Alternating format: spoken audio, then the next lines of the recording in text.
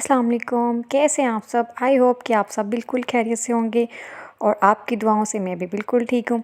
और आज का व्लॉग मैंने रेसिपी से स्टार्ट किया है। मतलब आज मैं सब्ज़ी बनाने वाली हूँ भिंडी। वैसे अभी तो बेमौसमी है, लेकिन ये सिला की बहुत ज़्यादा फेवरेट है। तो वो बहुत ज़्यादा इंसिस्ट कर रही थी, उसने देखा था कि मार्केट में भिंडी आ गई है, तो वो मुझे बार बार कह रही थी मम्मा प्लीज़ बनाएं प्लीज़ बनाएं। तो फिर इनके पापा ले आए थे, तो टाइम बहुत ज़्यादा कम था, तो फिर ना इसको मैंने वॉश किया था। तो ड्राई करने के लिए मैंने इसको ना किचन टॉवल के ऊपर ही फैला दिया, ताकि साथ साथ ये जल्दी से ड्राई भी हो जाए। और मैं यहीं पे इसको कटिंग कर रही थी, क्योंकि फिर उसके स्कूल का टाइम बहुत ज़्यादा शॉर्ट है। वो स्कूल से आ जाती है तो आके उसने खाना भी खाना होता है, तो इसलिए बस मैं जल्दी जल्दी से यहाँ इसके साथ बना रही थी। और ये मैं देख रही थी, चेक कर रही थी कि वाकई ये लेडी फिंगर हमारी फिंगर के साइज़ के इक्वल होती है। और भिंडी को अपनी मर्ज़ी के साइज़ से हम कट कर सकते हैं, लेकिन इसको बनाने का जो तरीका है वो बहुत ही यूनिक और सिंपल सा है, कोई मुश्किल नहीं होती। और ना असल में बच्चे क्यों नहीं खाते, उसका रीज़न क्या है, क्योंकि ना हम भिंडी को अगर वो सब्ज़ी के साथ ही मिक्स करके पका देते हैं, तो जो इसके अंदर से मोटे मोटे बड़े बड़े बीज नज़र आते हैं, वो बच्चों को ना डरा देते हैं कि इतने बड़े बीज हैं इसके अंदर, इस वजह से बच्चे खाते नहीं हैं। तो ख़ैर यहाँ हम उसको उस तरह से नहीं बनाएंगे। हम सबसे पहले भिंडी को फ्राई कर लेंगे। इससे ये होगा कि जो इसके बीज हैं वो अलग हो जाते हैं, तो वो नहीं होंगे और भिंडी साबित साबित होगी, तो बच्चे आसानी से खा लेंगे। क्योंकि हर सब्ज़ी बच्चों को खिलाना ज़रूरी है, बच्चों को हम इंट्रोड्यूस करवाते हैं। तो मैं सिला को इस तरह से ही खिलाती हूँ, तो वो बहुत शौक़ से खाती है। मतलब पहले फ़र्स्ट टाइम था कि वो नहीं खा रही थी, बीज देख के कहती मम्मा पता नहीं इसमें ये बिग बिग सा क्या है, ये मैंने नहीं खाना ये। तो ख़ैर जब फ्राई की हुई भिंडी हम बच्चों को खिलाएंगे तो वो बिल्कुल पूरे साइज़ में होगी, तो बच्चे बहुत शौक़ से खाएंगे। तो भिंडी को अच्छे से फ्राई कर लें, और उसके बाद ये मसाले थे जो हम भिंडी में डालेंगे। मतलब कुछ भी एक्स्ट्रा नहीं है, प्याज टमाटर और हरी मिर्च। तो ये देखिए इस तरह से आपने भिंडी को इतना फ्राई करना है कि बस ये गल जाए और वो अपनी शेप उसकी बरकरार रहे, मतलब अच्छी तरह से घुली हुई ना हो। उसके बाद उसी कढ़ाई में हम प्याज को लाइट सा फ्राई करेंगे। हम इसे ब्राउन नहीं करेंगे, फ्राई करेंगे जैसे हम अंडा प्याज में फ्राई करते हैं। तो अच्छे से प्याज को फ्राई करने के बाद हम इसमें टमाटर और हरी मिर्च ऐड कर देंगे, और इसमें हमने कुछ भी ऐड नहीं करना, बस इन्हीं 3 चीज़ों के साथ ये कुक हो जाएगी। तो बस टमाटर को अच्छी तरह से इसमें आप मैश करवा लें, मतलब गल जाएँ, इसमें अच्छी तरह से घुल जाए, मिक्स हो जाए। तो उसके बाद हम इसमें स्पाइसेस ऐड कर देंगे। स्पाइसेस भी कुछ ज़्यादा नहीं, बस नॉर्मल जो हम डेली बेसिस पे डालते हैं। मैंने यहाँ पे 3 से 4 बस पाउडर मसाले ऐड किए हैं, नमक, हल्दी, हरी मिर्च और मिक्स मसाला। और बस लास्ट में हम इसमें ऐड कर देंगे ज़ीरा, क्योंकि इस तरह की सब्ज़ी में ना ज़ीरा बहुत ज़्यादा अच्छा लगता है, जो सूखी सब्ज़ी खास करके होती है। तो इसको अच्छे से मिक्स कर देने के बाद हम इसमें फ़ौरन अपनी फ्राई की हुई भिंडी ऐड कर देंगे। तो देखिएगा इतनी मज़ेदार सी भिंडी बनेगी, और इसको हमने सिर्फ 2 मिनट के लिए इसमें मिक्स करना है, ताकि सारे स्पाइसेस ये भी अब्ज़ॉर्ब कर ले। और उसके बाद हम इसको दम पे दे देंगे, मतलब धनिया गार्निश करेंगे, और हमारी भिंडी बिल्कुल रेडी है। तो देखें बहुत ज़्यादा एक इसकी शॉर्ट सी रेसिपी थी, कोई इसको टाइम नहीं लगा बनाने में। तो इस तरह से आप बना के बच्चे को खिलाएँगे, तो बच्चे जो नहीं खाते वो भी इसको खाने लग जाएंगे, क्योंकि घुली हुई सब्ज़ी से बच्चे अक्सर डर जाते हैं। तो बच्चों को खिलाने के लिए बहुत सारी टेक्निक्स यूज़ करनी पड़ती हैं। तो मदर्स उन टेक्निक्स के वेट में होती हैं कि क्या तरीका अपनाएं, बच्चे को सब्ज़ी खिलाएं। तो उसके लिए ये तरीका सबसे बेस्ट है। तो इस तरह भिंडी खाने का मज़ा भी आता है, क्योंकि ये बहुत खट्टी मीठी सी बनी हुई है। तो अगर आप इस तरह ट्राई करेंगे, आई होप कि आपके बच्चे जो नहीं खाते वो भी इस रेसिपी को ज़रूर पसंद करेंगे। अगर मेरी ये रेसिपी आपके बच्चों पे काम कर जाए, तो मुझे इसके बारे में आप कमेंट सेक्शन में ज़रूर बताइएगा, क्योंकि आपके कमेंट से बहुत ज़्यादा मोटिवेशन मिलती है। और इसके बाद यहाँ शाम में मैंने ये दाल भिगो दी थी 4 से 5 घंटों के लिए, और हम बनाने लगे हैं कबाब स्पेशल। तो ये देखें इसमें कुछ मैंने फ्रीज़ की हुई चीज़ें ऐड की थी, तो मेरे कबाब बनाना बहुत ज़्यादा आसान हो गए थे। यहाँ हम इसमें 2 से 3 चम्मच अदरक लहसुन का पेस्ट, हरी मिर्च का पेस्ट और कुछ साबुत और आलू और चिकन ऐड करेंगे। तो यहाँ मैंने दाल ली है आधा किलो, और दाल को मैंने 3 से 4 घंटे के लिए अच्छी तरह से भिगो लिया था, क्योंकि इससे ये होता है कि सब चीज़ों को गलने के लिए इक्वल टाइम लगता है। और बाकी चीज़ें मैंने आपको बता दी हैं, कोई ज़्यादा क्वांटिटी नहीं है। और आलू डाले हैं, इससे बाइंडिंग बहुत ज़्यादा अच्छी हो जाएगी। और जो बाकी मसाले मैंने इसमें डाले हैं, नमक है, ये मिक्स मसाला है, ज़ीरा पाउडर है, इसमें स्पेशल देगी मसाला है, रेड चिली क्रश्ड की हुई है, टर्मेरिक पाउडर है और टिक्का मसाला ऐड किया है। इन स्पाइसेस को आपने अपने हिसाब से डालना है। और साथ साबुत मसाले में एक तेज़पात है, ज़ीरा और साबुत धनिया और दालचीनी। तो इनको ज़्यादा यह काम आप अपने हिसाब से किया करें, क्योंकि यहाँ जो मैं जितनी क्वांटिटी यूज़ करी हूँ उसके हिसाब से इतना स्पाइस काफ़ी था। 2.5 गिलास पानी डाला और उसको प्रेशर लगाया 10 मिनट के लिए। और देखें सब कुछ मतलब पानी भी अच्छे से ख़त्म हो गया और सब कुछ अच्छे से गल भी किया। तो यहाँ साबुत मसालों को हम निकाल लेंगे और बाकी इसको एज़ यूजुअल जैसे कि आप लोगों ने मेरे पिछले व्लॉग भी देखे होंगे कि इसको मैं इसके अंदर ही वो मधानी के साथ यहीं पे क्रश कर दूँगी। मैं इसको कोई कुंडे टंडे में नहीं पेस्ट बनाऊँगी इसका, ना ही कोई मशीन वगैरह यूज़ करूँगी। इस तरह बर्तनों का बहुत ज़्यादा यूज़ करना पड़ता है, तो उससे मेरी जान जाती है। तो इसलिए मैं हमेशा इजी टेक्निक्स यूज़ करती हूँ ताकि कम टाइम लगे और कम चीज़ों का इस्तेमाल करना पड़े। तो खैर यहाँ मैंने जो इसमें बोन्स थी वो मैंने यहीं पे सबसे पहले निकाली हैं, क्योंकि हड्डी वाले गोश्त का टेस्ट होता है, इसलिए मैंने हड्डी वाले गोश्त इसमें मतलब हड्डी वाले जो पीसेस थे ऐड किए थे। और यहाँ मैंने अच्छे से मधानी के साथ इनको अच्छे से मैश कर दिया है। तो ये बहुत ही ईजी वे है इनकी बाइंडिंग के लिए।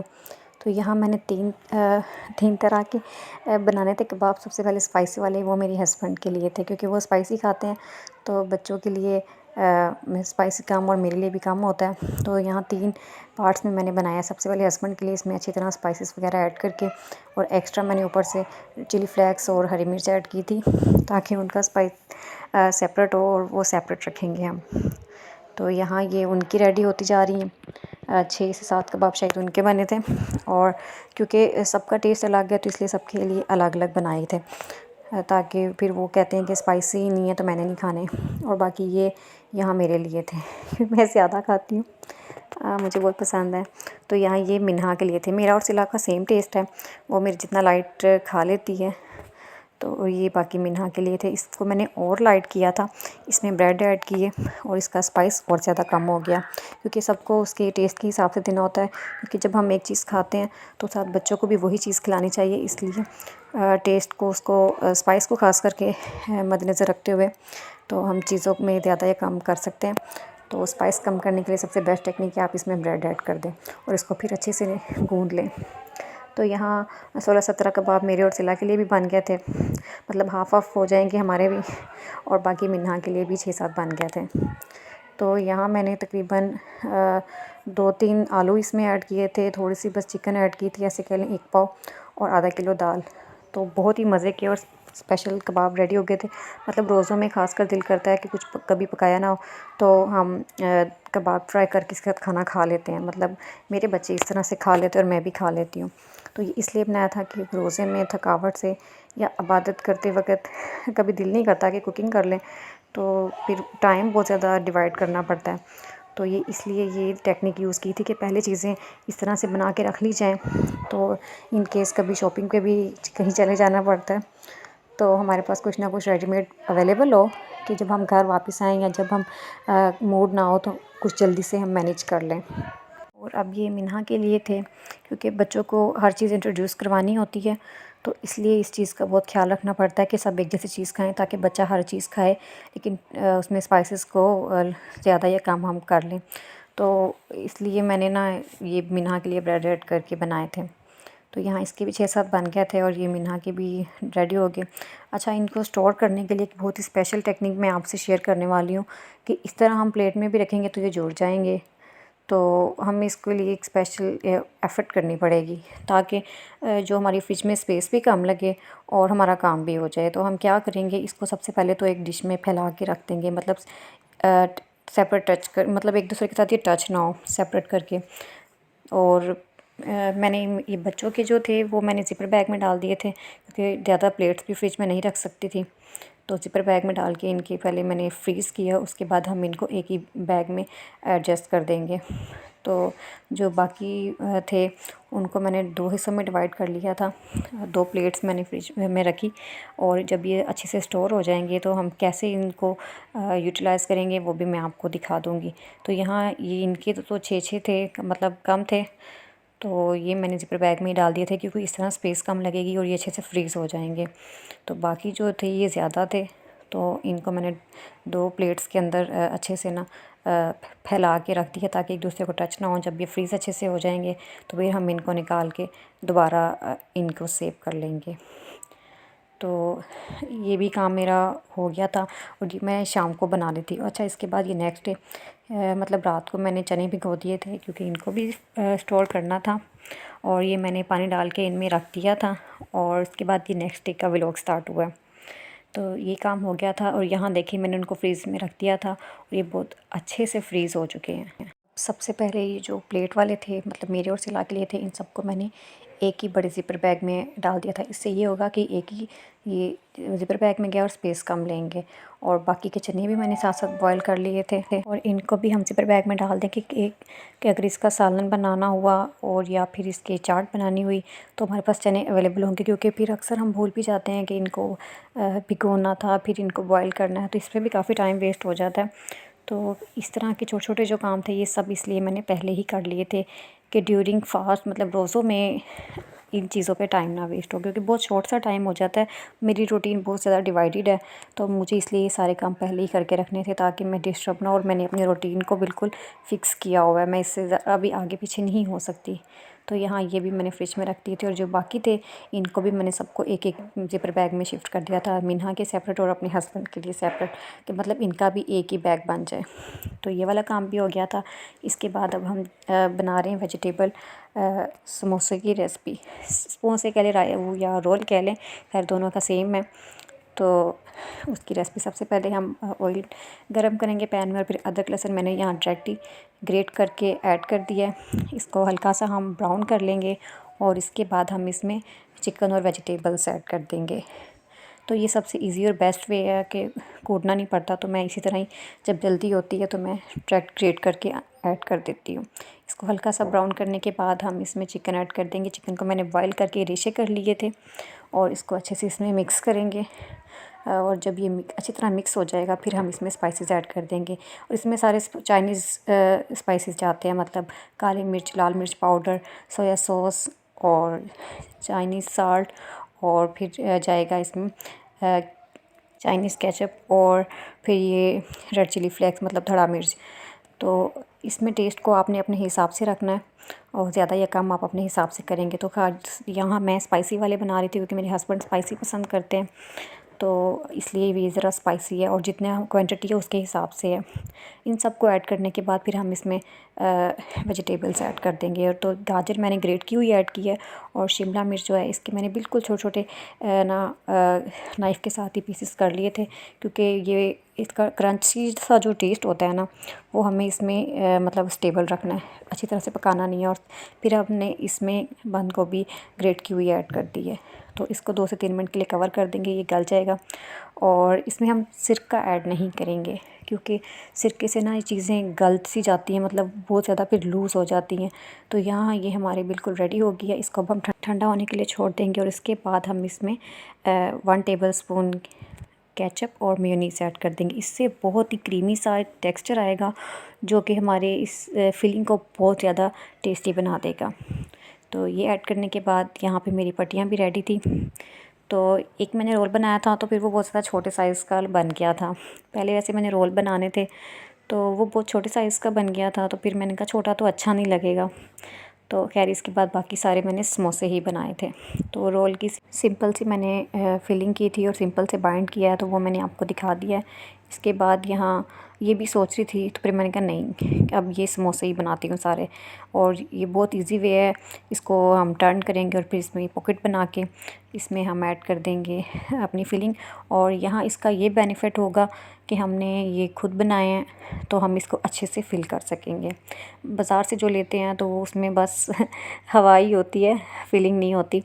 तो खैर घर में बनाने का ये एडवांटेज है कि हम इसको अच्छे से भर लेंगे और हमारा टेस्ट अच्छे से आएगा। और यहाँ सिला भी मेरी हेल्प कर रही थी, उसने खूब मेरी हेल्प की है इस दौरान, क्योंकि उसे बहुत अच्छा लग रहा था कि समोसे घर में बन रहे हैं, तो वो बहुत एक्साइटेड थी। तो यहाँ पूरा टाइम वो मेरी हेल्प करती रही है। तो कुछ मतलब कि साइज़ को आप इतना इग्नोर कर दें, छोटे बड़े साइज़ हो गए थे क्योंकि मैंने ना डो एक ही साइज़ की रेडी नहीं की थी। और यहाँ ये स्पेशल सिला के लिए छोटे छोटे से स्क्वेयर्स बनाए थे। वो कहती मम्मा मुझे ट्रायंगल नहीं चाहिए, मुझे स्क्वेयर्स चाहिए। तो जो साइड से पट्टी बच गई थी तो उसको मैंने स्क्वेयर में मतलब कि बना के इसकी फिलिंग रेडी कर दी थी। तो इसको भी सेपरेट रखेंगे और फ्रीज़ कर देंगे।